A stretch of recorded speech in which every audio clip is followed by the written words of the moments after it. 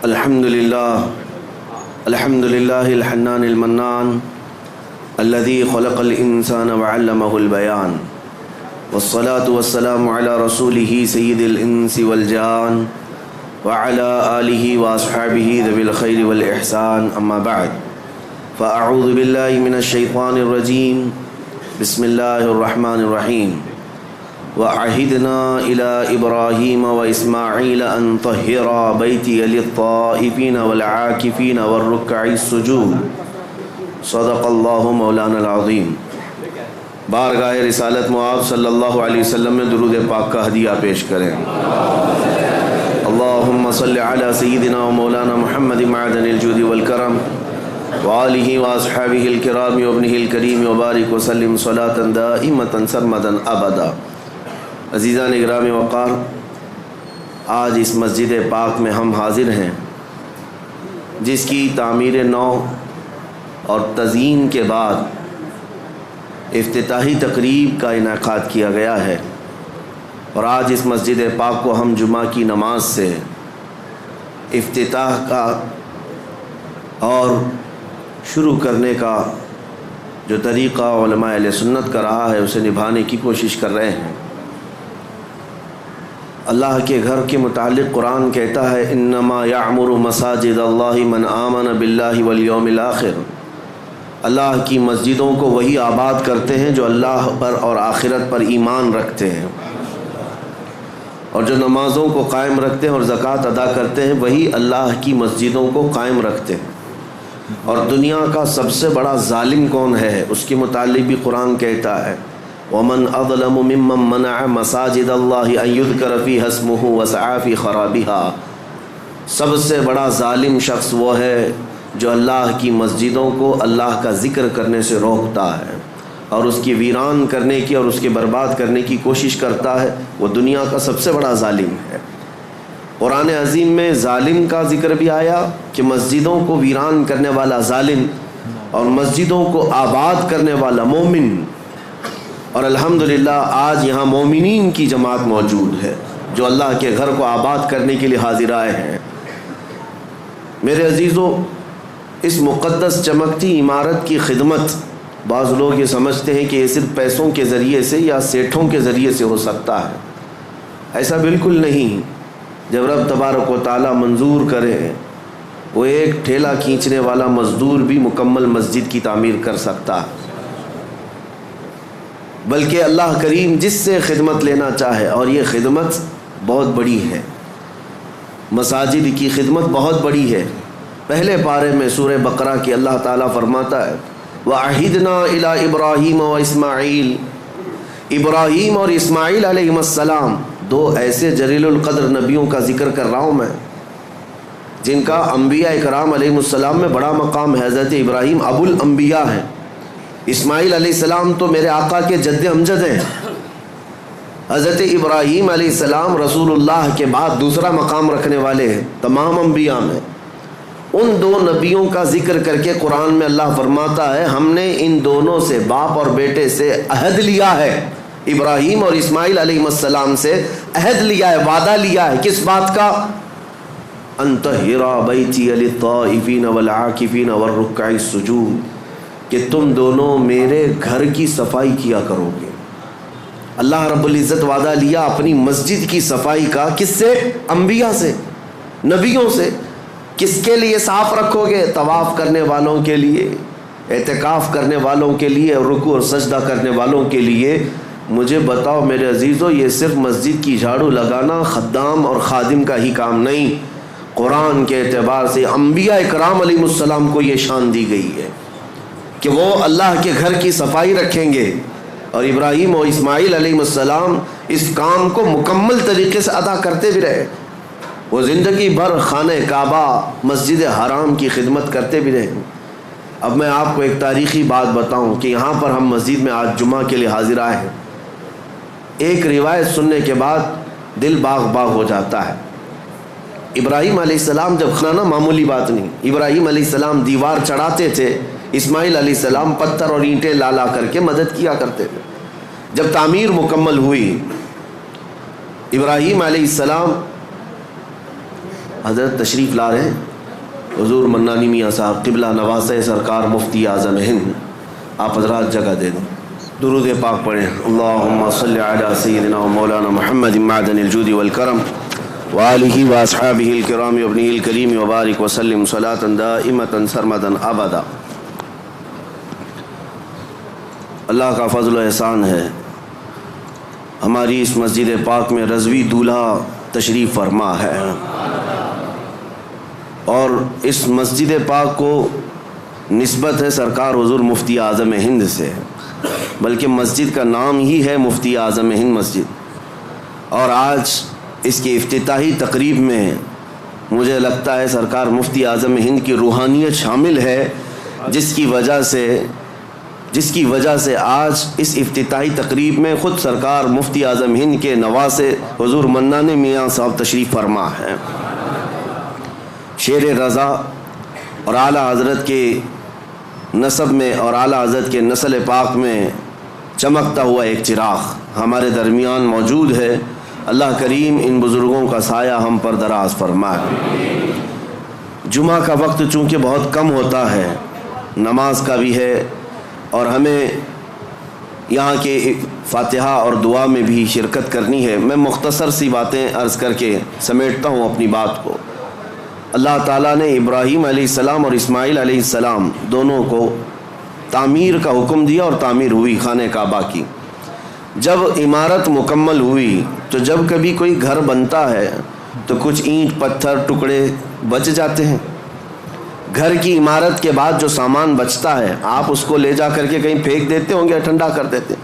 خانہ کعبہ کی تعمیر کے بعد جو مٹی، اینٹ، پتھر، گارے جو جس سے بھی بنا تھا وہ بچا تھا، تو ابراہیم علیہ السلام نے اس کے متعلق پوچھا رب ذوالجلال سے، مولا یہ جو تعمیر سے بچ گیا ہے اس کا کیا کیا جائے؟ اللہ کریم کا حکم ہوا، اے ابراہیم وہ جتنی مٹی بچی ہے یا گارا یا جو کچھ بھی بچا ہے اس کو اٹھاؤ، جمع کرو اور ہوا میں پھینک دو۔ خانہ کعبہ کی بنائی ہوئی اور بچی ہوئی مٹی، ابراہیم علیہ السلام اپنے ہاتھوں سے وہ ساری مٹی اور جو بچا ہوا سامان تھا جمع کیا اور ہوا میں اسے اٹھا کر پھینک دیا، وہ ہوا میں غائب ہو گئی، کہیں لے جا کر کے پھینکا نہیں۔ اور تفسیر میں فرمایا گیا جب ابراہیم علیہ السلام نے وہ ساری مٹی اٹھا کر کے پھینکی تو اس مٹی کے ذرے ذرے کو اللہ تعالیٰ نے پوری دنیا میں پھیلایا۔ اس مٹی کا ذرہ زمین پر جہاں پڑا وہاں اللہ کی ایک مسجد تعمیر ہوئی۔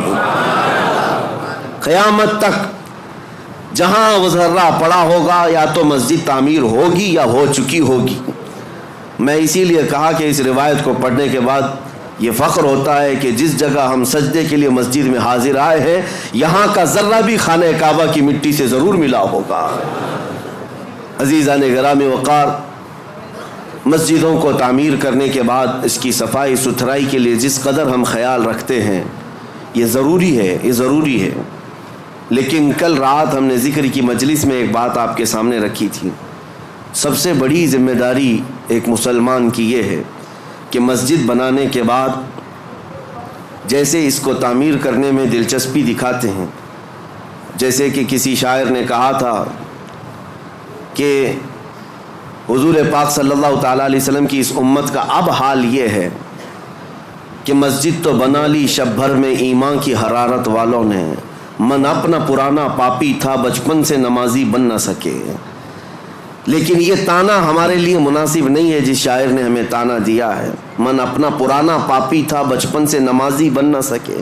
آپ اس کو بدل کر کے دکھائیں کہ مسجدیں تعمیر ہوئی ہیں، قیامت کے دن یہ پوری مسجد اٹھائی جائے گی اور یہ اللہ کریم کی بارگاہ میں گواہی بھی دے گی۔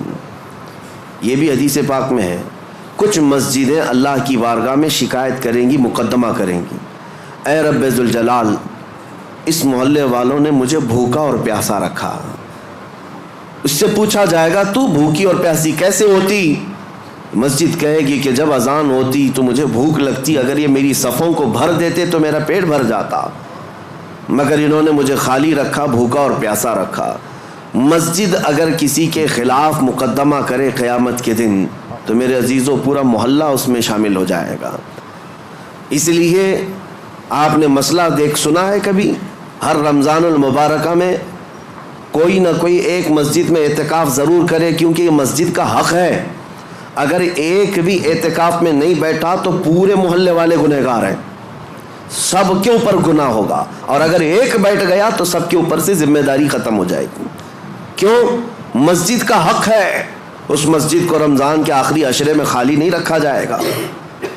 اسی طرح سے جو بات میں عرض کر رہا تھا وہ یہ ہے کہ مسجد کو جس طرح تعمیر کر کے چمکایا جاتا ہے، اس سے زیادہ تمہیں خیال ہونا چاہیے مسجد کے متعلق، کہ مسجد کے متعلق آپ کیا کہتے ہیں؟ یہ اللہ کا گھر ہے۔ سب یہی کہتے ہیں نا، مسجد کیا ہے؟ اللہ کا گھر ہے۔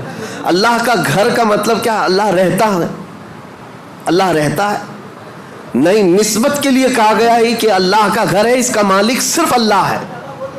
کوئی مسجد کا متولی، کوئی مسجد کا امام، کوئی مسجد کا خادم، کوئی مسجد کا ٹرسٹی کبھی یہ نہ سمجھے کہ یہ میری پراپرٹی ہے۔ مسجدیں جو ہوتی ہیں وہ صرف اور صرف اس کی ملکیت اللہ کے حوالے ہیں۔ کبھی آپ نے سوچا کہ یہ مسجدیں جو شہید ہوئی ہماری، گورنمنٹ تو آفر دیتی ہے کہ اس جگہ چھوڑو دوسری جگہ بنا لو، ہم کیوں نہیں مانتے؟ اس کی وجہ یہ ہے کہ ہم اگر مالک ہوتے تو کمپرومائز کرتے، مالک اللہ ہے، ہمیں صرف حفاظت کے لیے مامور کیا گیا اور ہم زندگی بھر اس کی حفاظت ہی کریں گے۔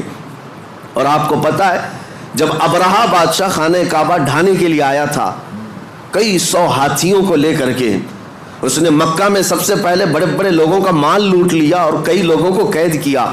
اس میں حضرت عبد المطلب جو رسول اللہ کے دادا ہیں، ان کے 100 اونٹ اس نے قبضہ کر لیے تھے۔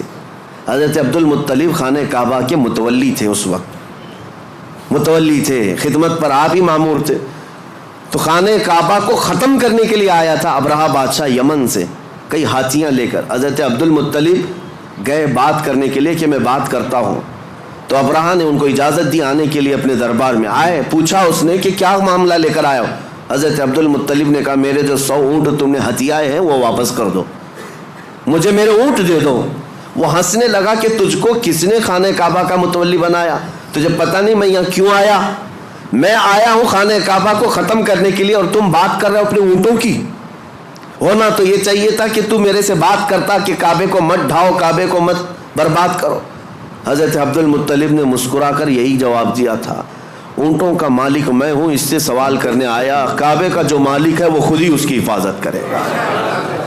اللہ کریم وہ حفاظت فرمائے گا، ہم تو اس کی خدمت پر مامور ہیں۔ عزیزان گرامی، یہی نظریہ مسجدوں کی دیکھ بھال کرنے والی انتظامیہ کے ذہن میں رہے کہ ہم مسجد کے مالک نہیں، مسجد کے خادم ہیں اور ہمیشہ رہیں گے۔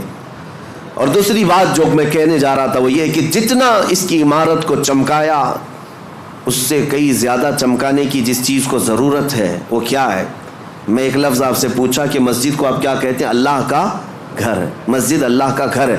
یہاں اگر آپ کے سامنے کوئی غلاظت لا کر کے ڈال دے، برداشت کریں گے آپ؟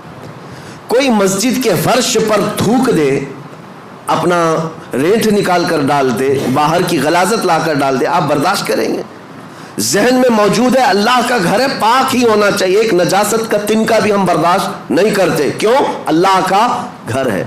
جبکہ فرمایا گیا حدیث میں، قلب المؤمن عرش اللہ، مومن کا دل اللہ کا عرش ہوتا ہے۔ مومن کا دل اللہ کا عرش ہے۔ جب مسجدوں کی فرشیاں صاف رکھتے ہو، اس سے کئی زیادہ اپنے دل کو صاف رکھنے کی ضرورت ہے۔ جتنا اس کو چمکایا اس سے زیادہ اپنے دل کو چمکاؤ، جتنا اس کو صاف کیا ہے، زینت دیا ہے، اتنا ہی اپنے دل کو زینت دو۔ مولانا روم سچ فرماتے ہیں، کعبہ بنائے خلیل اطہر است و دل گزرگاہ رب جلیل است۔ خانہ کعبہ ابراہیم علیہ السلام کی بنائی ہوئی عمارت کا نام ہے، لیکن دل رب ذوالجلال کی گزرگاہ کا نام ہے۔ یہاں رب ذوالجلال تمہارے قلب کی طرف نظر فرماتا ہے، اس لیے اس کو پاک رکھنا چاہیے۔ ہم مسجدوں میں غلاظت برداشت نہیں کرتے تو پھر اپنے دل میں گناہوں کی لذت کے خیالات، کبھی وسوسوں کے انبار، کئی خواہشات کی بہت ساری بھیڑ، دل میں کیا کیا جمع کر رکھا۔ جبکہ مومن کے متعلق کہا گیا وہ اللہ کا عرش ہے، اس اللہ کے عرش کو کیا اسے ناپاک رکھا جا سکتا ہے؟ اس دل کی جتنی صفائی اور پاکی ہوگی اس قدر تم مقامات کو بھی پاتے جاؤ گے۔ اب آپ کو کیسے پتہ چلے یہ دل پاک ہے یا نہیں. اس کی سمپل سی مثال ہے. مسجد میں وضو کرنے کے لیے آتے ہیں, یہ نل لگے ہوئے ہیں وضو کے, ظاہر سی بات ہے اس کی ٹنکی تو کہیں لگی ہوگی, پانی کہیں جمع ہوتا ہوگا, وہیں سے تو نلوں میں آتا ہے. 10-12 نل لگائے ہوں گے وضو کے لیے. نل کھولو, کون سا پانی آتا ہے؟ جو ٹنکی میں ہوگا وہی آئے گا. اگر ٹنکی میں پاک صاف پانی رکھا ہوا ہے تو جو بھی نل کھولو پاک صاف پانی آئے گا. اور ٹنکی میں اگر نجس پانی ہے, میلا پانی ہے, تو کسی بھی نل کو کھولو میلا پانی نکلے گا. یہ مثال اس لیے میں دے رہا ہوں, اپنے دل کی ٹنکی کو سمجھ لو. اگر ہاتھ پیر آنکھ ناک یہ سب اعضاء نل ہیں, یہ سب صحیح کام کر رہے ہیں, تو سمجھ لو کہ دل کے اندر سب پاکی صفائی ہے. اور اگر بے حیائیاں ہو رہی ہیں, اس کا مطلب ہے کہ دل کی ٹنکی میں نجاست بھری ہوئی ہے. آنکھیں خطا کرتی ہیں, زبان غلاظت بکتی ہے, ہاتھ گناہ کرتے ہیں, پیر گناہ کرتے ہیں, تو اس کا مطلب یہ ہے یہ اعضاء کا کنیکشن دل سے ہے. اگر دل ناپاک ہے تو ہر عضو ناپاکی کرے گا, ہر عضو ناپاکی کرے گا. اسی لیے حدیث پاک میں میرے آقا صلی اللہ علیہ وسلم فرماتے ہیں, الا وان فی الجسد مضغۃ اذا صلحت صلح الجسد كله واذا فسدت فسد الجسد كله الا وهي القلب. میرے آقا فرماتے ہیں آگاہ ہو جاؤ, تمہارے جسم میں گوشت کا ایک ٹکڑا ہے, اگر وہ صحیح ہو گیا تو سارے اعضاء جسم کے سارے پارٹس صحیح ہو جائیں گے, اور اگر وہ بگڑ گیا تو سارے اعضاء بگڑ جائیں گے. وہ کیا ہے؟ حضور فرماتے ہیں وہ دل ہے, وہ تمہارا دل ہے. اسی لیے لقمان حکیم کے لیے حکم ہوا تھا, ایک بادشاہ نے کہا ایک بکری ذبح کرو, اس میں جو سب سے اچھی چیز ہے وہ لے آؤ. آپ نے ذبح کیا اور دل لے جا کر بادشاہ کے پاس رکھا, کہا پورے جسم میں سب سے اچھی چیز یہ ہے. بادشاہ نے دوسرے دن ایک بکری دی اور کہا سب سے بری چیز نکال کر لاؤ. دوسرے دن ذبح کیا اور پھر دل لے جا کر کے بادشاہ کے سامنے رکھا, کہا یہی سب سے بری چیز ہے. اگر صحیح ہو گئی تو سب سے اچھی چیز جسم میں دل ہے, اور اگر بگڑ گیا تو سب سے بری چیز دل ہے. میں آج اس بات کو اس لیے عرض کر رہا ہوں کہ جتنا مسجدوں کی صفائی پر خیال رکھنا ضروری ہے, اتنا اپنے دل کی صفائی پر بھی ضروری ہے.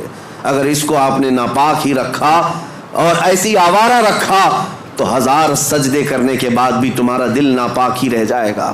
مجھے وہ بات یاد آتی ہے کہ بعض حضرات بہت ساری چیزیں صاف کرتے. ایک گاؤں میں کنویں میں کتا گر گیا تھا, اور مولانا صاحب سے آ کر انہوں نے مسئلہ پوچھا کیا کیا جائے. شریعت کا مسئلہ ہے کہ چوہا گرے تو اتنے ڈول پانی نکالو, بلی گری تو اتنے ڈول, کتا گرے تو پورا پانی نکال دو.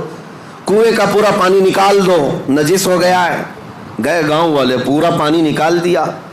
چند دنوں کے بعد پھر پانی بھرتا ہے کنویں میں, پھر بھر گیا تو اس میں کتے کے بال وال سب نظر آنے لگے. مولانا صاحب نے, مفتی صاحب نے پوچھا کہ یہ کیا ہے, ابھی بھی تو ایسی چیز بدبو آ رہی. کہا کہ حضرت ہم نے پانی تو پورا نکالا, کتا ابھی اس کے اندر ہی ہے. آپ نے کب کہا ہم کو کہ کتا بھی نکالو؟ تو انہوں نے کہا میرے کہنے کا مطلب یہ ہے کہ جس سے نجاست بھری تھی پہلے وہ چیز نکالتے, بعد میں پانی نکالتے. بات ایسی ہے کہ ہم اپنے اعضاء کو سنوارنے میں تو لگے ہیں. تم اپنے ہاتھ پیر آنکھ اور ناک اور زبان کو سنوار تو لیتے ہو, لیکن دلوں کے اندر جو نجاست کا کتا مرا ہوا ہے, اس کتے کو جب تک نکالا نہ جائے گا بدبو ہمارے اعضاء سے آتی رہے گی. اس لیے میرے عزیزوں, سب سے پہلے اپنے دلوں کی صفائی. مجھے ایک بات یاد آتی ہے, اللہ کریم جب موقع دے میں اس مسجد کی جھاڑو بھی لگانے پر فخر محسوس کروں. اسی نہیں کسی بھی مسجد کی, اللہ کریم اس سے مقامات بلند عطا فرماتا ہے. آپ آتے ہیں مسجد میں, نماز پڑھنے کے بعد کوئی یہاں پر خادم کہاں ہے, امام کہاں ہے, مؤذن کہاں ہے, ان کو چلاتے مت بیٹھو. اگر کچرا دکھا تو سب سے پہلے بڑھ کر کے اٹھاؤ اور خود صاف کرو, اس حصے میں تم بھی شامل ہو جاؤ. یہ نہیں کہ یہاں آ کر کے فلاں کہاں ہے, تنخواہ کیوں لیتا ہے, یہ صفائی کیوں نہیں رکھتا. تم آرڈر دینے والے نہیں ہو, وہ اللہ کریم کے گھر کی عبادت اور خدمت میں لگا ہوا ہے. مصر کے ایک بڑے بزرگ شیخ متولی شعراوی رحمۃ اللہ علیہ, جنہوں نے پورے قرآن کی تفسیر لکھی ہے, اور عرفات کے میدان میں ان کو خصوصی خطاب کے لیے لایا گیا تھا. پورے عرب کے سب سے بڑے عالم دین, اللہ کے ولی, جن کے متعلق میں آپ کو بتاؤں, وہ اتنے بڑے مفسر کہ ہزاروں علماء ان کے شاگرد ہیں. ان کا ڈرائیور, وہ خود کہتا ہے کہ روزانہ رات کے 12 بجے کار لے کر اپنے گھر سے نکلتے, میں ہوتا ساتھ میں حضرت ہوتے, تقریباً 70 سال کی عمر ہے. اور مسجد چلے جاتے، مسجد سیدہ نفیسہ، مسجد امام حسین، کئی مسجدیں ان کی خاص تھی، رات کو جاتے اور ڈرائیور سے کہتے دروازہ کھلوا کر اندر چلے جاتے، یہ باہر ویٹ کرتا رہتا، گھنٹہ 2 گھنٹے کے بعد آتے. ظاہر سی بات اللہ والے نماز پڑھ رہے ہوں گے، تہجد یا عبادت میں مصروف. برسوں یہ سلسلہ چلتا رہا. میرے عزیزو، ان کے انتقال کے بعد یہ پتہ چلا مسجد کے ایک خادم نے، جو مسجد ہے سیدہ نفیسہ میں یا کوئی ایک مسجد میں، خادم نے ڈرائیور سے ملاقات کی اور کہا کتنا اچھا وہ زمانہ تھا جب وہ آتے تھے حضرت نماز کے لیے. یہ ڈرائیور کہنے لگا کہ میں 2 گھنٹے باہر انتظار کرتا تھا، حضرت کا وصال ہو گیا. کیسی عبادت کرتے تھے مسجد میں جا کر، تم تو اندر رہتے تھے، تم خادم ہو، کبھی دیکھا میرے حضرت کو؟ وہ خادم رونے لگا اور کہا ڈرائیور سے، وہ راز تھا میں بتا نہیں سکتا، لیکن اب ان کا انتقال ہوا، میں بتاتا ہوں. حضور تشریف لاتے رات کے 12 بجے، وہ عبادت کرنے کے لیے نہیں بلکہ سیدھے طہارت خانوں میں جاتے اور اپنے ہاتھوں سے سارے طہارت خانے دھوتے تھے، وضو خانے کو اپنے ہاتھوں سے صاف کرتے تھے، اپنے ہاتھوں سے سارے استنجا خانے صاف کرتے. کس عالم دین کی بات کر رہا ہوں جس کے ہزاروں شاگرد ہیں، پورے قرآن کی تفسیر لکھی ہے. اللہ کریم کے ایسے بزرگ ولی اپنے ہاتھ سے رات کے وقت پوری مسجد کے طہارت خانے صاف کرتے. اور پھر ایک دن میری نظر پڑی تو انہوں نے مجھے کچھ پیسے دیے اور کہا زندگی بھر یہ کسی کو بتانا مت، میں یہ صفائی اس لیے کرتا ہوں کہ مجھے میرے رحمان پر یقین ہے، اس کے گھر کو میں اپنے ہاتھ سے صاف کروں گا، میرے دل کو وہ صاف کرے گا، میرے دل کو وہ پاک کرے گا. اور اللہ نے ایسا پاک کیا کہ جب وہ بزرگ شیخ متولی شعراوی رحمۃ اللہ علیہ کے انتقال کا وقت آیا، میں آپ کو بتاؤں ہمارے اساتذہ موجود تھے جنہوں نے کہا سرانے کے پاس کئی علماء کھڑے تھے، وہ بستر پر لیٹے ہوئے تھے، اچانک آپ نے کہا کہ ہٹ جاؤ تم سب یہاں سے، سرانے کے پاس سے ہٹ جاؤ. وقت کے بڑے بڑے لوگ کھڑے تھے. اس کے بعد اچانک انگلی اٹھائی، کہا اشہد ان لا الہ الا اللہ واشہد انک رسول اللہ. کلمہ طیبہ اسے نہیں پڑھتے، اشہد ان محمدن رسول اللہ. میں گواہی دیتا ہوں کہ اللہ کے سوا کوئی معبود نہیں، اور گواہی دیتا ہوں محمد صلی اللہ علیہ وسلم اللہ کے رسول ہے. کلمہ یہی ہے، پڑھتے ہوئے دنیا سے جائیں. لیکن آپ نے آخری وقت میں انگلی اٹھائی اور یوں کلمہ پڑھا، میں گواہی دیتا ہوں کہ اللہ کے سوا کوئی معبود نہیں، اور میں گواہی ہوں کہ آپ اللہ کے رسول ہیں. یہ اس وقت بندہ کہتا ہے جب رسول اللہ کو اپنے سامنے دیکھ رہا ہو، جب اپنے سامنے دیکھ رہا ہو تب یہ کہہ سکتا ہے انک رسول اللہ، آپ اللہ کے رسول ہیں. پھر ان کا وصال ہوا. علماء کرام کہتے ہیں کہ ہم نے ایسی موت کسی کی نہیں دیکھی جو انگلی اٹھا کر خود رسول اللہ کو دیکھ رہا ہو اور دنیا سے جا رہا ہو. میرے عزیزو، یہ مقامات بلند انہیں ان کاموں کی وجہ سے یا ان نیکیوں کی وجہ سے بھی ہو سکتا ہے ملی ہوں. اس لیے آج اس مسجد پاک کی جن لوگوں نے خدمتیں کی ہیں، اللہ ان کے گھروں کو سجا اور ان کی قبروں کو روشن کرے، اور رب ذوالجلال اس مسجد پاک کو عشق رسول کا مرکز بنائے. یہاں سے خرافات نہ ہوں، فتنے نہ ہوں، جھگڑے فسادات نہ ہوں، بلکہ مسجدوں کے متعلق حدیث پاک میں ایک بات آتی ہے، اس لیے ڈر لگتا ہے. اللہ کے رسول صلی اللہ علیہ وسلم نے ارشاد فرمایا قیامت کے قریب مسجدیں خوب سجائی جائیں گی لیکن عبادت کرنے والے نہیں ہوں گے، اور وہ ہم آج دیکھ رہے ہیں ہر جگہ. لیکن اس کا مطلب یہ نہیں کہ مسجد کو سجانا نہیں چاہیے، سجائیں، اپنے گھر سے زیادہ سجائیں، لیکن ساتھ اس مسجد کی رونق اور زینت یہاں ہونے والے کاموں سے ہے. اگر عبادات مکمل ہو رہی ہیں، نمازیں صحیح ہو رہی ہیں، اس کے علاوہ اللہ کے ذکر ہو رہے ہیں، رسول پاک صلی اللہ تعالیٰ علیہ وسلم کے بارگاہ میں سلام، یہ سب چیزیں ہو رہی ہیں، تو گویا کہ آپ نے مسجد کا حق ادا کیا ہے، مسجد کا حق ادا کیا. اللہ کریم ہم سب کو اس مسجد پاک کا حق ادا کرنے کی توفیق عطا فرمائے. آخری بات، جہاں تم سجدے کرتے ہو ان صفوں میں میرے آقا صلی اللہ علیہ وسلم کی حدیث ہے، اس کا مفہوم میں عرض کر رہا ہوں. جس دن تمہارا انتقال ہوگا، کوئی روئے یا نہ روئے، مسجد کا وہ ٹکڑا تمہارے غم میں روتا ہے. جہاں تم سجدہ کرتے تھے تمہاری جدائی کے غم میں وہ ٹکڑا روتا ہے، وہ مصلی روتا ہے. اللہ کریم کی بارگاہ میں عرض کرتا ہے کہ مولا، اس کی پیشانی کے سجدوں سے مجھے قرار تھا، مجھے سکون تھا، آج وہ چلا گیا، مجھے بے قراری ہے، بے اطمینانی ہے. اسی لیے میرے عزیزو ان ٹکڑوں کو وفادار سمجھو.